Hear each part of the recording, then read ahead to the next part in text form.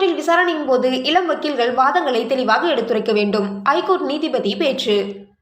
கோர்ட்டில் விசாரணையின் போது இளம் வக்கீல்கள் வாதங்களை தெளிவாக எடுத்துரைக்க வேண்டும் என்று புதுவை சட்டக்கல்லூரியில் நடந்த விழாவில் ஐகோர்ட் நீதிபதி GR சுவாமிநாதன் பேசினார். புதுச்சேரி காலாப்பட்டில் உள்ள டாக்டர் அம்பேத்கர் அரசு சட்டக் கல்லூரியில் நுகர்வோர் சட்டம் குறித்த 2வது தேசிய மாதிரி நீதிமன்ற போட்டி கடந்த 8ஆம் தேதி தொடங்கியது. இதில் நாடு முழுவதும் இருந்து பல்வேறு கல்வி நிறுவனங்களைச் சேர்ந்த 69 அணிகளைச் சேர்ந்த மாணவ மாணவிகள் பங்கேற்றனர்.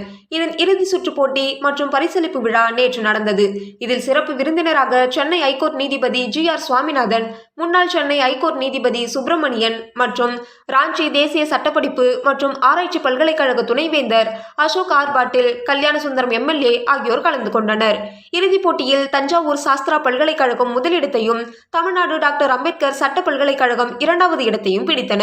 வெற்றி பெற்ற மாணவ மாணவிகளுக்கு சென்னை ஐகோர்ட் நீதிபதி GR சுவாமிநாதன் பரிசு வழங்கி பேசியதாவது: கோர்ட்டில் வழக்கு விசாரணையின் போது இளம் வக்கீல்கள் தங்களது வாதத்தை தெளிவாக எடுத்துரைக்க வேண்டும். சிறந்த சட்ட நிபுணர்களை பின்பற்றி திறமைகளை வளர்த்துக் கொள்ளுங்கள். சட்ட மாணவர்கள் தங்கள் வாதத்தின் திறமைகளை மேம்படுத்தவும், வக்கீல்களாக தங்கள் எதிர்கால தொழிலுக்கு தயார்படுத்திக் கொள்ளவும் இந்த போட்டிகள் சிறந்த வாய்ப்பை வழங்குகிறது. இவ்வாறு அவர் பேசினார்.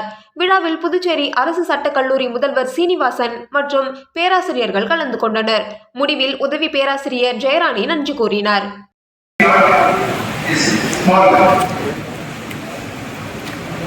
Some of the students went to the top of the floor and made